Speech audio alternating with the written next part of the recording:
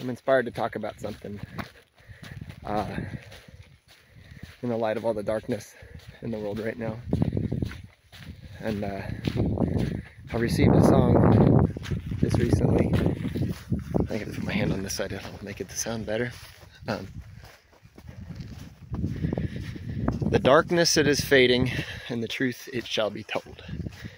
So, all of these cliches that we're used to hearing, the darkness comes before the dawn and all that stuff, there's a reason that we have those sayings etched into our cultural memory and they get passed down, and it's because it's true. And right now, the darkness that we're seeing is not the beginning of the darkness, it's the end of the darkness. It's the death of the darkness. The death throes. And because the game is up, the edges of the board were found and maximized and profited off of already, and now there's nothing left to do in this game but kill each other. And in that we finally see all the darkness that runs this whole system, everything, the global thing. And these new generations growing up with access to information are breaking down the boundaries of culture and race and nationality and all of that, because they've seen through the bullshit. They see it for the farce that it is, and their instincts, their intuition, and their own spirits are restless in the knowledge, and they don't want to fucking take it. We don't want to take it. We're done. It's over. The Monopoly game is over. Flip the board. New game. Let's play a whole new game. Let's play Twister. Monopoly sucks. So, and in this though, right now, is the opportunity for jubilation. Jubilation, because what we have on our hands right now is the most profound opportunity that has yet come across the path of humans in this phase of modern history, of this record of history. And it's the opportunity to create a whole new thing in a whole new way. A spiritually, culturally, technologically, ecologically, informationally, economically integrated world. New game, new rules. Many of the same players. A lot of the old players are going to get retired because they're ancient and selfish and have burnt all. You've already used your chances. Your chances are up. And because we're wiser than you are as a generation, this younger generation is wiser than our elders already. We won't persecute you in the way that you would persecute us, because we understand that that's not how this ends well for anybody. But you do. You have to be retired. You're done. And in that we have an opportunity for the grand celebration of creation, of getting to touch into the roots of healing and of reunification and of reintegration with nature, where we can abolish all of the hateful stories that make nature out to be some type of a beast that has to be triumphed over by the church of scientism as it pushes its belief structure into the minds of people, not based on truths but based off of presumptions.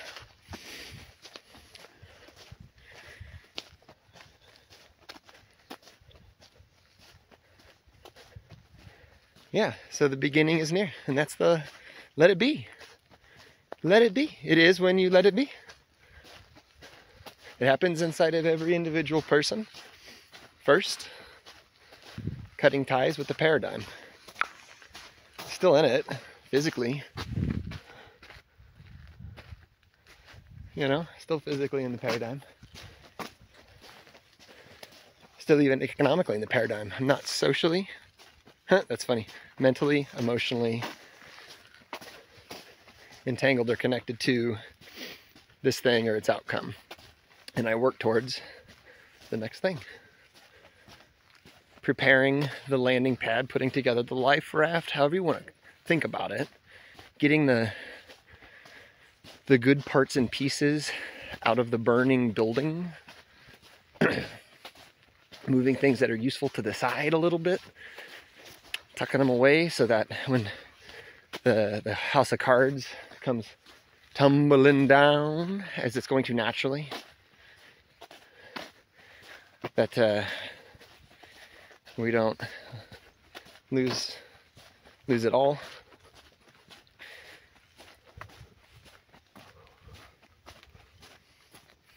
So, and this is, there are practical steps to this. This is not just a philosophical notion about letting go of attachments to, there's ways to really start detaching and moving away from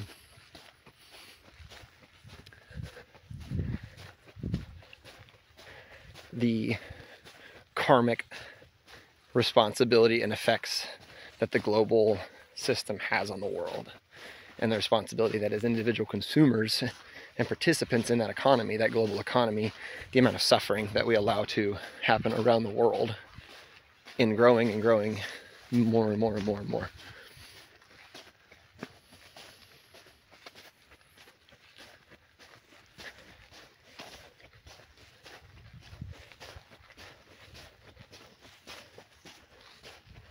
You know, but instead of just in this elaboration off of just like stream of consciousness like this, it's actually probably better to talk about it in the form of question and answer. So yeah, I don't really know how to do this yet. I don't know if this is really the thing to do.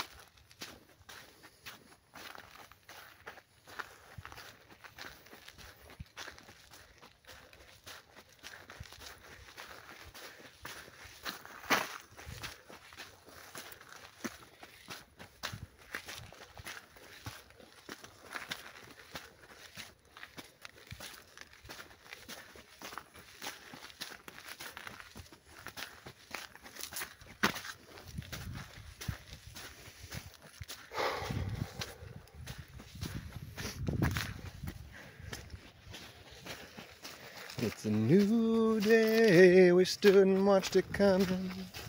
The darkness it is fading and the truth it shall be told. It's the new way, we'll get this world running, then we'll give it to our children and sit back and watch them grow.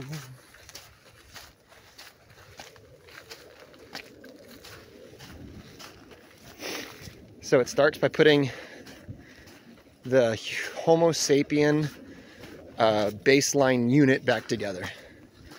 Baseline group size for Homo sapiens is like a minimum of 12 people. Minimum. Average 20, big 50, top out 150, right? That's the supposed number.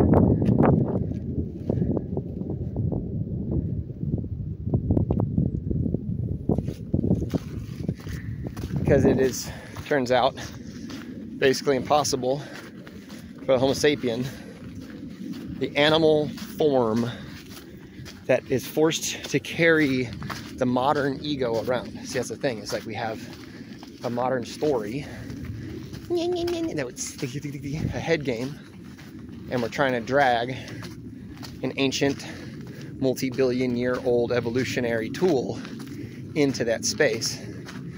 And that tool is not designed for that space, and it's beating the crap out of it. And it turns out that when you abuse the animal needs of the human enough, it comes back and attacks the mind to slow you down. And now we live in a culture rampant with depression and ADHD and autism and all these other chemically induced and culturally induced mental disorders that are almost completely based off of a detachment from nature, natural processes, natural foods and fibers and smells, etc. It turns out that when you raise a monkey in a plastic box with fluorescent lighting, it makes it neurotic. Is that surprising to anybody?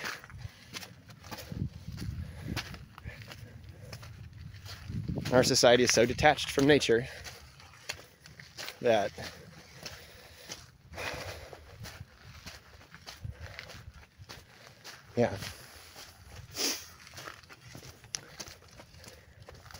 so you got to get your pod back together, your clan, tribe, your group, your company, your organization, whatever your thing is, whatever your flavor, your style. You got to get it together, put them back together in a real way. Not any of these half-assed capitalistic notions about what fucking community is. I'm talking about real tribe, real community. Not modern capitalist lip service to community. I'm talking actual fucking community. Calm unity with unity. Because that is that's the basic cell that builds the total apparatus, is the base unit. The base unit is made out of families, blood families inside. Friends and families conglomerating in a support network. Social support network, emotional support network, right? And obviously the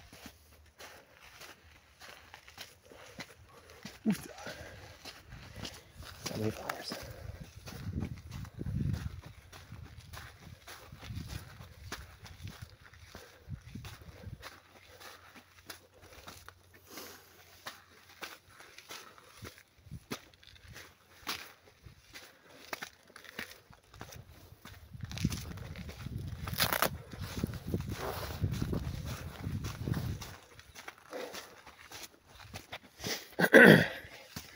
And then step 2 is depower currency. That happens mentally first. Think about the use of money as like a murder that you have to do. Like if you were hungry in the wintertime and you had to kill an animal to eat it because your family was going to starve, use money that way. Think about it that way. It's a resource we have to deal with. But ultimately, it's one of the greatest sources of evil on this whole fucking planet. And it's the thing that's used to enforce almost all and justify almost all of the darkness. Again, in line from the song, every day another species is extinguished in the fray, yet they argue we should do it because it brings a lot of pay. So, which is absolutely a fundamental truth. Like, we've heard this and seen this, and we've watched it on C-SPAN and everything else. Like, this is the mentality. Oh, I gotta take the screenshot. I Googled, how much is a human life worth in dollars? And I got a lot of answers. This is a very studied statistic. The countries have, and organizations and banks have numbers allocated for how much a human life is worth. That statement there, right there, is enough to beep, game over, you failed. Your accounting system has become corrupted. No more corrupted accounting systems. Yeah, I don't want it to like bright me out, bright the storm out. Isn't that much prettier? You probably just walk like this. So, the way you depower money with a tribal unit is by compiling assets and liabilities. I'm going to talk about a major liability right now: old people and their care. So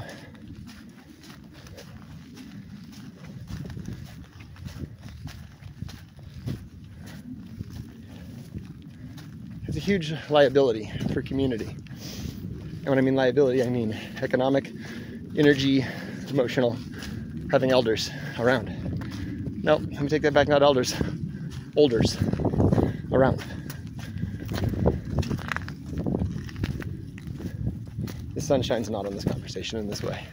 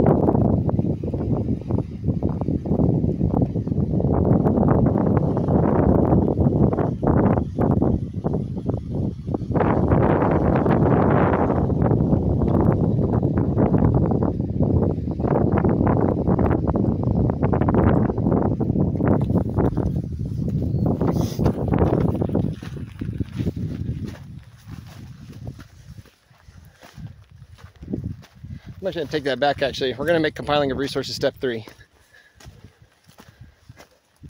So step 1 is get your family back together. Okay? Your tribe, which is going to be more than your family, because your family, nuclear family unit is not big enough to sustain a Homo sapien. Homo sapien needs a tribe. Okay? Kind of principle 1 of this whole thing. 2 is identify and agree on what the problem at hand is. Which there's a lot of them. We're all aware of that. And so, in one of the traditions of conservation, where you do a umbrella conservation. So I gotta hold my arm out like this, makes it tired.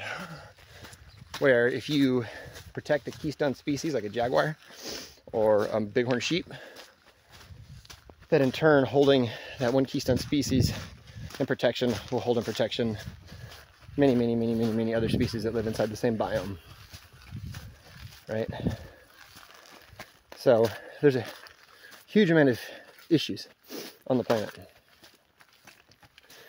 So there's a couple that we need to like zoom out and look at on the meta scale, and then you take very seriously. The one is obviously the environment. First day of April, Tucson, inch of drizzly rain last night. Highly unusual. Super blooms of flowers because of weird weather patterns, bringing precipitation at unusual times and messing with the system. Bug hatchings happening out of sync, right?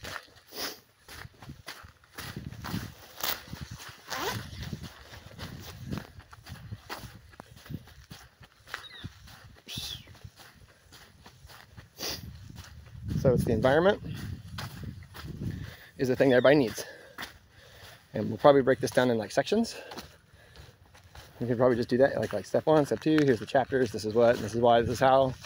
Have questions, send them, I'll answer them, kind of thing.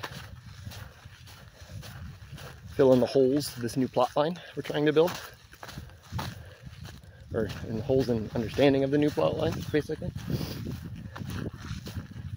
The environment,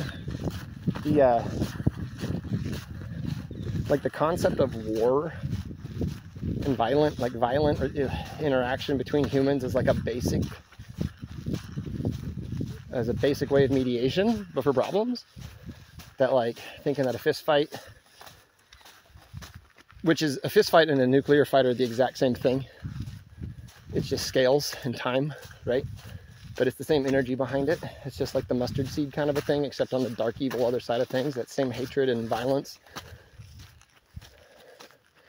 you know, that is rooted in evolution, but then is locked in and reinforced by cultural things, that then people become so obsessed with them that they're willing to kill each other and themselves over it.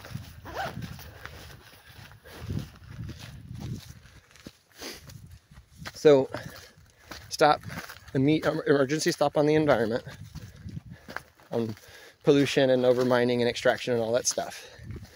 Figure out a quick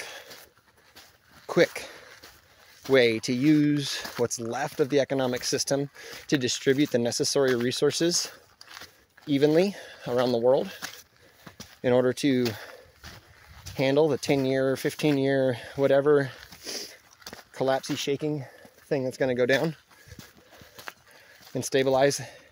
And during that time, while the weather's going to be out of fucking control and all the people that can't find peace in their heart are going to be killing each other and ravaging the world, you gotta, if you're working to replant the earth, rebuild it physically. That means look into restoration, land restoration, look into permaculture, look into things that are designed about giving control back to nature, because nature is, has, was, and always will be a better steward of natural processes than man. Think about how long the water distribution system in the Western United States worked before mankind got here. 400 million years or whatever, and then within 100 years we broke it with dams and locks and canals and pumps, right? We need water, we need food. Nature's set parameters for that. There's a way it already works that have been being set up in our benefit for 3.5, 4, 5 billion years, right? So that you have diverse nutrients and flavors and feels and textures and fibers and experiences and smells. You know, imagine a world with nothing but phytoplankton. How boring that is. Look at this. What else do you want? What else could you need, human? Look around you. This is what this is for. This is why we are here. We're here to learn, to feel, to taste, to love, to touch, to explore, to experience with a light footprint this sacred place that God created for us. And not only for us, for them, and for the Ocotillo, and for these rocks, so that these rocks can become stairs someday, just like a twig gets stoked when it gets to become part of a nest, right? This is the new dimension that cometh for the material, is the spiritual dimension, which is coming to overlay itself over the material reality.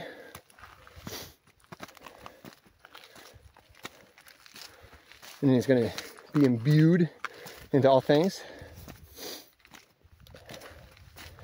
And you'll first see it, sense it, feel it through coincidences, synchronicities, those sorts of things.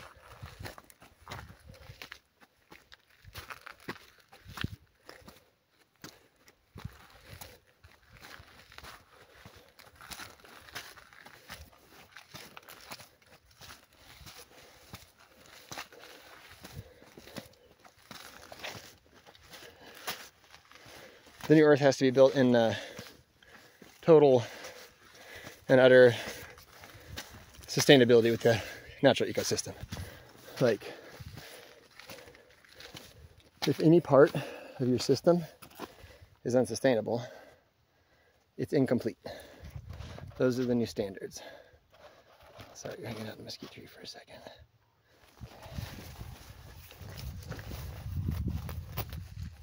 Because unsustainable practices are unsustainable, so don't do them. They don't make any sense to you.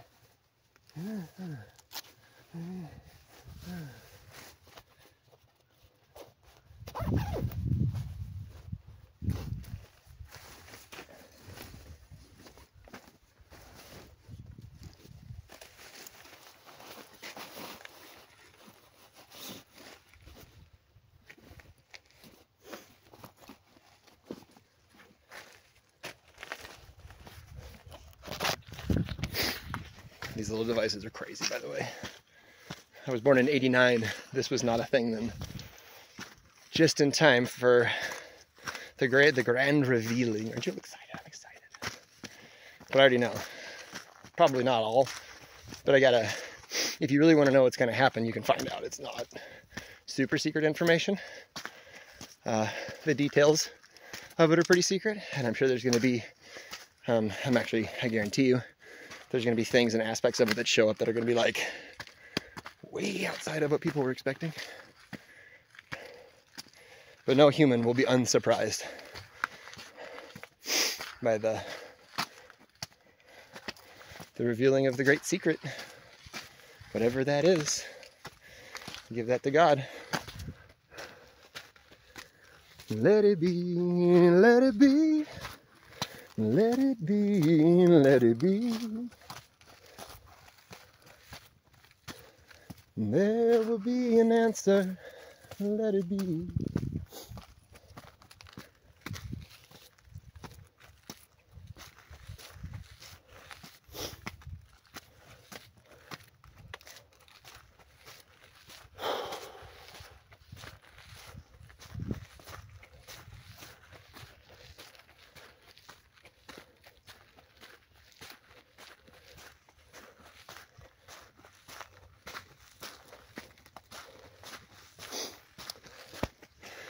So I guess I had to close with something.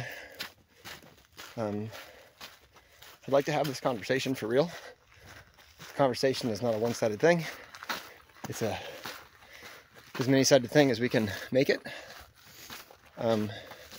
Because there's like whatever in what I've just said seems fantastical or too altruistic or anything other than completely practical. It's just because you haven't gotten all the details yet for the transmission. You haven't gotten the full download on what the steps are, what the plan is. God has a plan. And God revealed it to man, many men, not just me, and tons of people. And we just have to choose that instead. And if you start looking for those people, you'll find them. Because they're everywhere. They're public. They're available. Somewhere down in there, in that sprawling mass, is many, many, many, many bodhisattvas sitting and waiting to transmit the new teachings to humanity. And in their wisdom, because of the training they go through on the path that they incarnated for, they wait patiently. So, be interested. Go find out. Ask questions, question reality, question everything about your life, all your presumptions, first of all. I'm not saying give them up, just question it. Why is this the kind of pants I always wear? Why are these the pants that I wear? Do I have a good reason? Or is it because Emily in 7th grade had those pants and I was one of them, or whatever? Why do you do all the things you do? Just to know thyself. Because if you know thyself, if you understand yourself, you can understand how to use yourself, which is your vehicle for interaction with this reality. But if you don't know who you are, how can you interact with this reality? Ask questions. The answers come from inside. And in the practice of the spiritual sciences, which is not philosophy, but practical application. Go to a quiet place, ask your intuition, hear the answer, and then follow the guidance, right? And see what happens. Over the course of time, with proper discernment and trial and error, you'll find out which voices are the ones trying to guide you to your highest possibility, and which voices have their own ends or needs or means for you and wants for you. So, know thyself.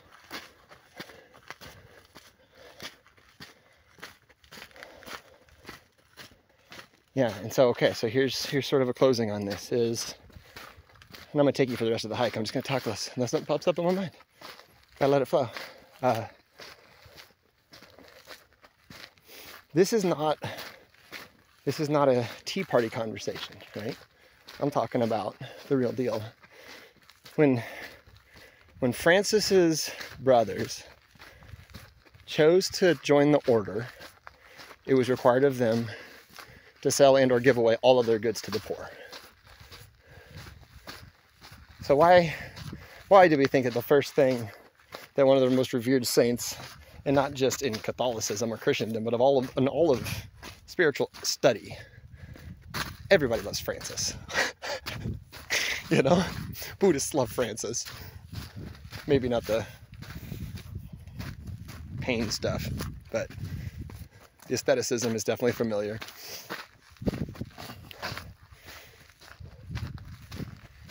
Yeah, but like Francis, you couldn't like join the club and just keep playing your daily life. If you want to walk in the kingdom, you have to put it down. You got to put down the shit. You got to put it down.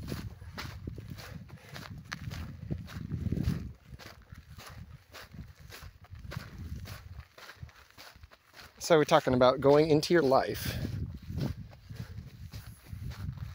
your own personal life, identify where you are personally corrupted and connected to nefariousness. Do you have investments? Are you invested? Do you have a mutual fund? Do you know what you're making money off of? Do you understand what your carbon footprint is? Right? Do you understand the net effect that your life has on this planet? Find that out. Find out. And then take responsibility for saving the planet every single day through your own actions, in your own life, in your own home. Simple stuff.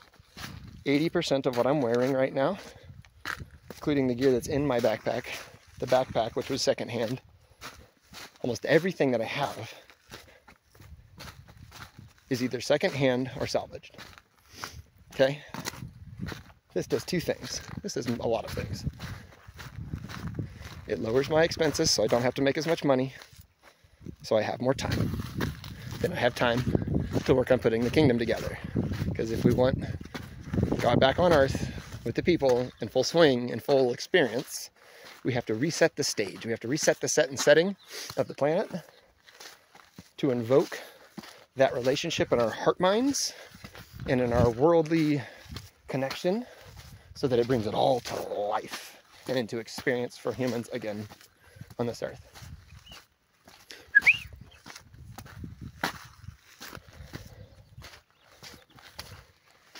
So, fundamental changes. Make fundamental changes in your life. The money thing, the people that have the nukes and the factories and the rocket ships and stuff, they have control of all of us. They have taken control of the world because y'all value money in your hearts and in your minds in an idolatrous way, like a horrendously idolatrous way, where a person's primary security not comes from knowledge of self and relationship with Creator, but from a fat bank account, a fiat currency stolen from indigenous cultures around the world and from future generations of our own country.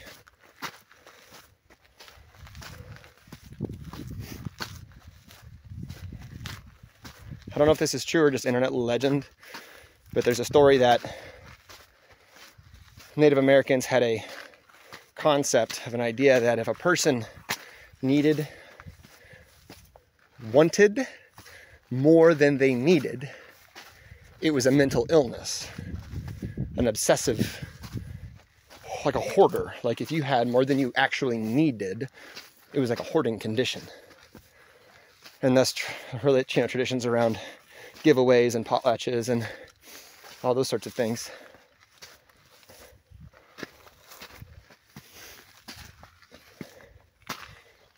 So, all the dragons sitting on their gold, stewards of that energy. It's not yours. It belongs to the human civilization, and conservative estimates put 1 billion to 3 billion people's lives at total risk by 2100 from climate change alone. So we need desperately those that have to reimagine what service is, and to reimagine what relationship with the world looks like and what legacy should look like. Because what we have for legacy right now is self-aggrandizing garbage. Not good legacy. Legacy of vanity and of pride, not of community stewardship, sacrifice, and service, right? We're going to get back to these values. So,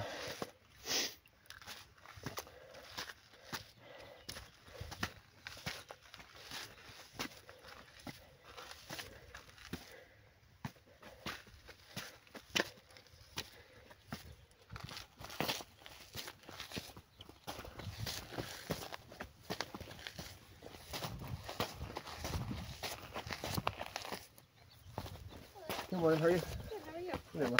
Thank you. Good, yeah, enjoy.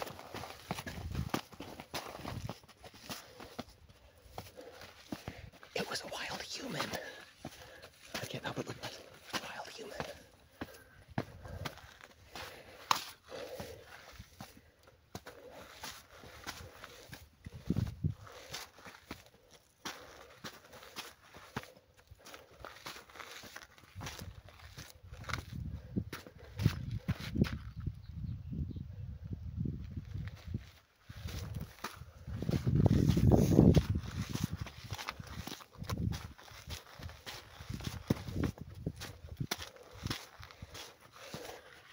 Oh my goodness, there's so much to talk about. So much fun. Like, so that's the thing about, like, this is, I don't know what the revelation is, right? But I know that in my study and practice of mysticism is that revelation is something that can happen to anybody. It does. The aha moment that brings it all together and ties it up nicely, you know? The thing that makes it not a burden. The thing that makes it not a trick. The thing that makes it not, as my father would say, a bait and switch. That it is just what it is. And the negative consequences come from our own actions. And then we deify and anthropomorphize the consequences of our own actions and blame it on the universe.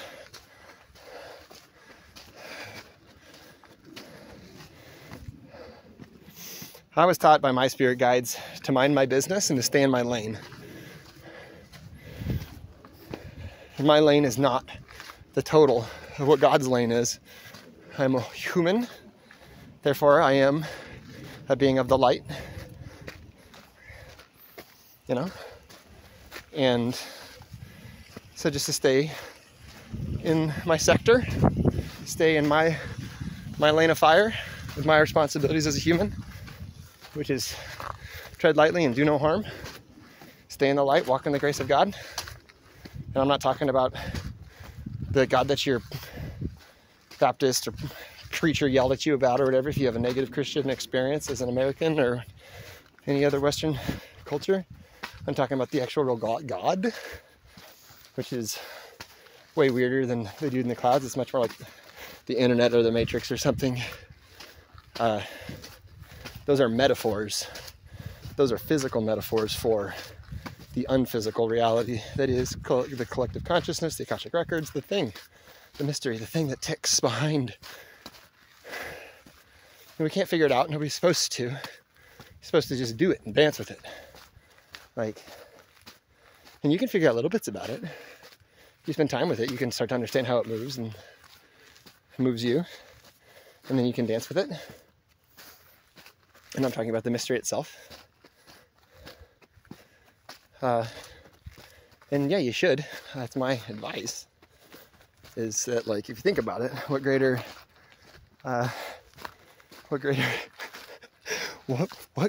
opportunity or more fun could a human possibly ask for in any given incarnation than to be connected to the mystery. Everything else is paltry, seemingly paltry in comparison. So,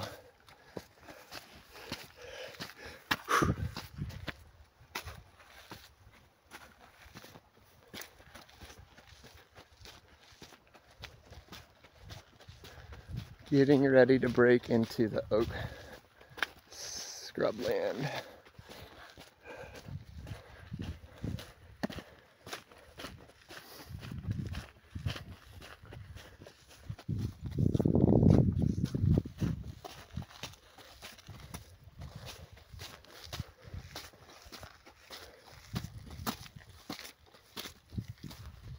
Yeah, so if anybody has any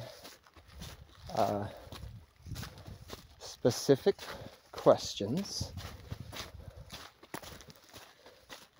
because that's the way to build this thing, right? Like, imagine you don't know that Legos are a thing, and you don't believe they're possible, and then one day you go to Lego World, and you see this whole universe that they've built out of these little interconnecting, locking, blocking systems.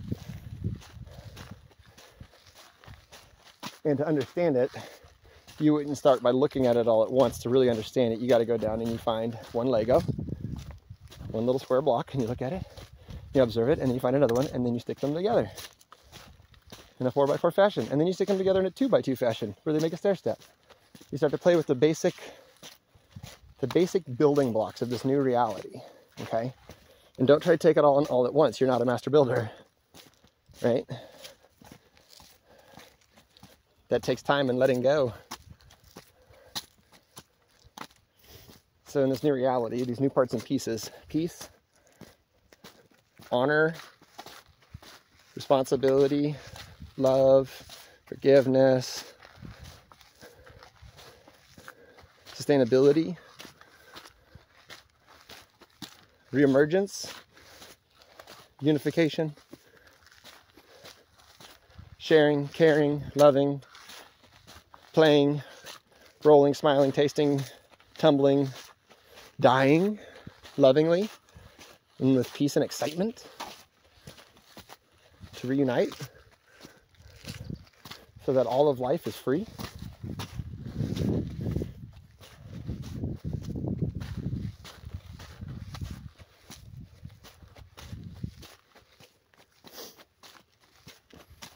Grab those parts, those blocks, and start to play with them. Stick them together. Does this one stick to this one? Oh, check it out. It does. And you know what you find out, just like the Legos, is that when you start playing with the pieces of sacred thinking and right livelihood and right way, right speech, righteous living, that all the pieces interconnect. And you find out, oh my God, these all already had hookup parts to them. They were already meant to be connected. Me and my neighbor, and the street that we live on, and the cat that's running down it, and the orange tree in the alleyway, and my children and their experiences, and the future, that it's all one thing, connected through these mysterious, spiritual, philosophical nodes. They can't be measured, can't be observed in the physical world, can only be experienced by a human as far as we know. And then we start playing with the blocks at your house. And you start building your little space in the new kingdom, your little homestead in the holy world, which is in your apartment or your little house. And it becomes a transition. It's a lifestyle of transitioning out of the ways of destruction and into the ways of rejuvenation, and cooperation.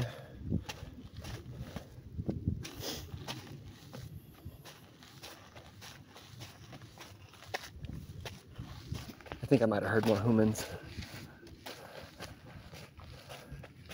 Are there any wild humans out here? Let's see if we can find some. Sometimes there's wild humans out here, and then sometimes there's domestic humans that got out. They usually stay on the trail, which is good. Don't want them to get lost.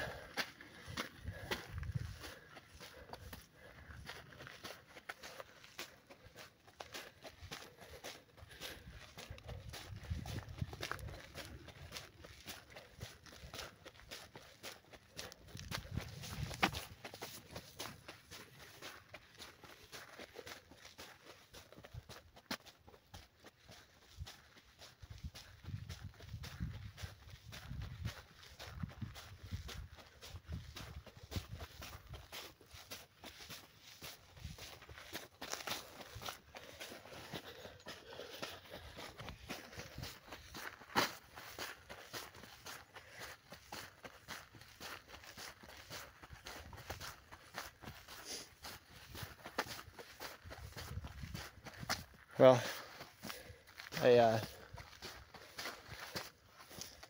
in the spirit of my own trying to come more into the, see, my personal journey into this world has been very internal. I came here hiding under a disguise, a worldly disguise of the other humans around me and the systems and the job necessities and things around me, hiding inside of a shell to do the internal stuff, because we all at this stage in history have a huge amount of karma attached to us, huge amount of funky stuff, good karma or beneficial karma, and a lot of toxic, caustic, dangerous stuff. And it's got to get you, I mean, and the only way really to do it is self-work with Creator. All the therapists and the pills and stuff are an absolute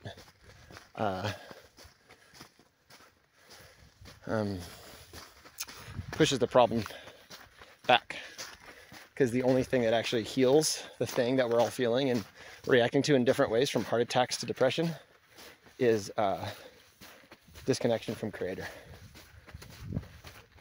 I'm absolutely I want to say guilty of this. This happens to me when I get afraid, and when I lose faith, and when I lose track of, when I lose my focus, the fear can set in, and then all of the stuff becomes this thing out to get me, but it's not real, and it's all in my mind. And the truth is that as the seasons change, so shall this world change, and as a part of it, I flow with it in surrender, utter surrender and totality to the outcome of the Most High.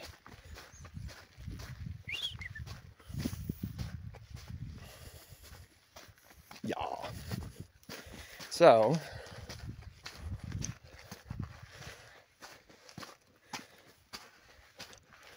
now, though, just recent events, this eclipse coming up is very interesting for me, because once you start studying synchronicities, I mean, if you study any of this with an open mind, you find synchronicities, and you'll find astrology and see the synchronicities that are etched into the stars, which is one of the huge winks from creation that the physical reality is already tied to the spiritual plane, because the stars came stitched with story and legend that fit humans, right?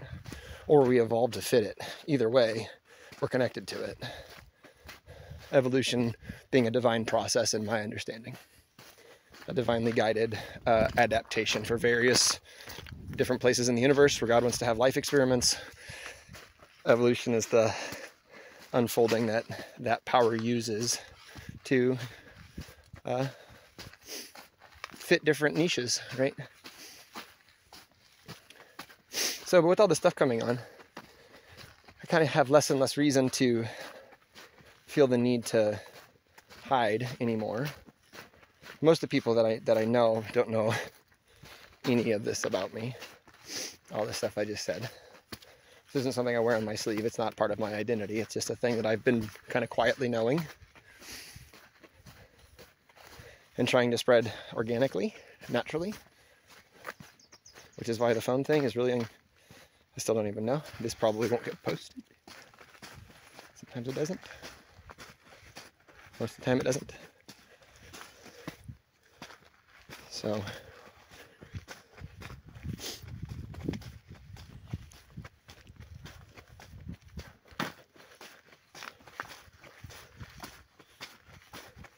My legs feel really good. I have a job opportunity. I'm getting ready after I come back off this little hike here. I'm going to go down and write an email, send it to a guy about working on the trails. So I'll be out here on trails a lot. And trails is where I do my best thinking. And now I have a supercomputer in my pocket connected to AI. So, what's up, world? How's it going?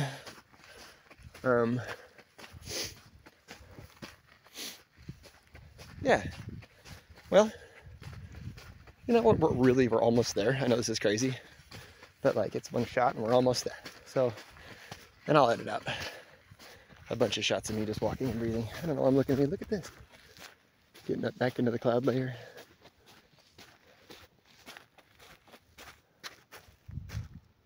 Yeah. Just making sure I went the right way.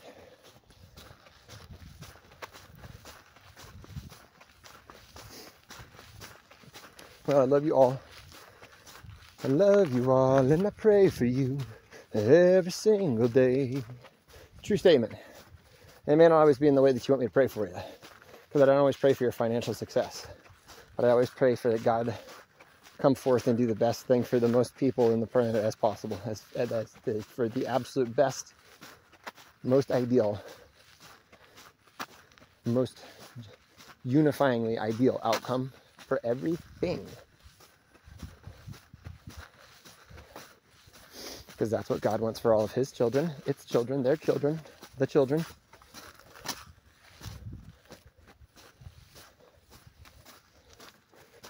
Is a happy little biosphere full of flavors and smells and birth and decay and emotion and art and music. Lots of singing. Just sing, humans. Just sing. Eu vou cantar.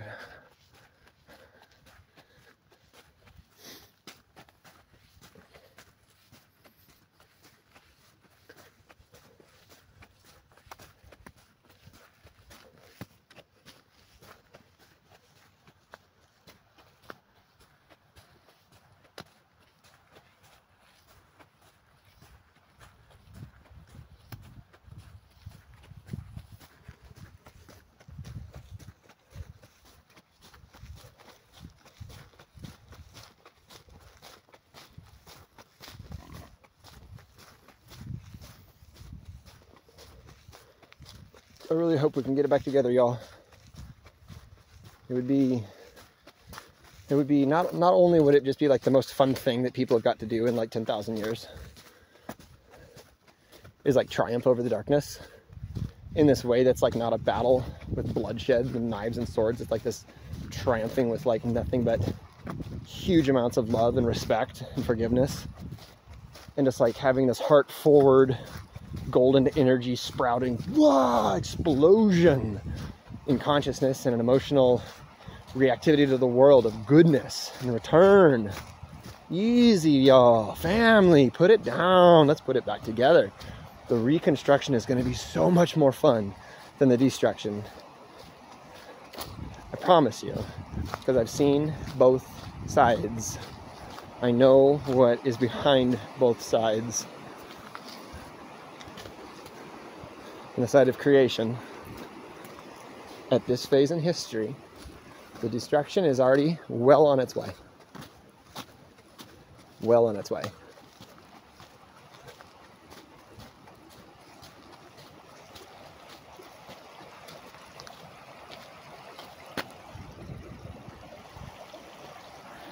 Ha!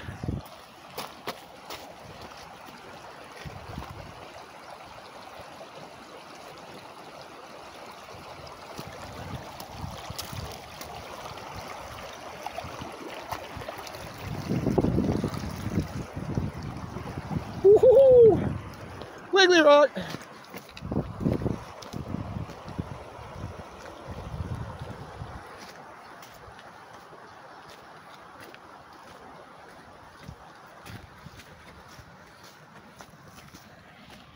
I think Bridal Veil Falls is going to be flowing, y'all.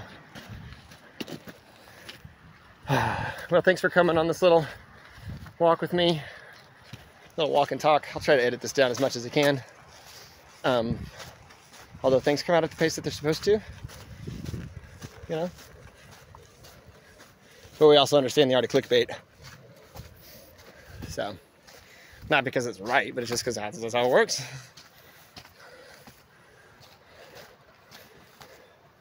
Spirit guide said, it's a game. Learn the rules and win. And then, you know, be benevolent.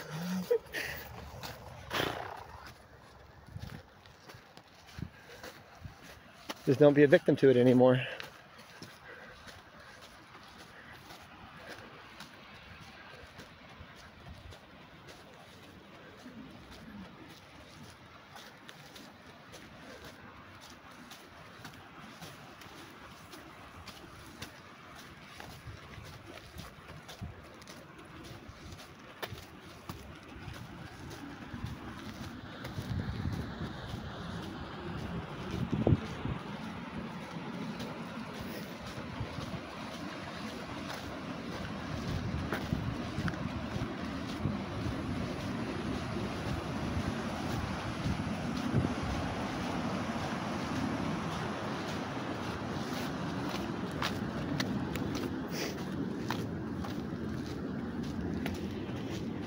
I think a fun place to kind of go next with this, which I might just do it on the way down, is to understand the concept of storytelling and how the story that we tell is the reality that we live. Because that's a fact, and people don't understand that.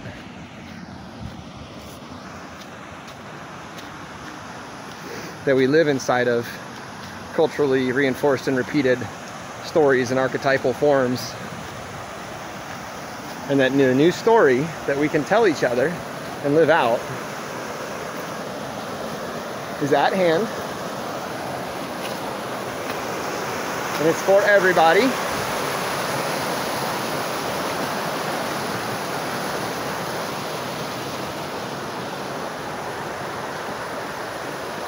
And so it shall be.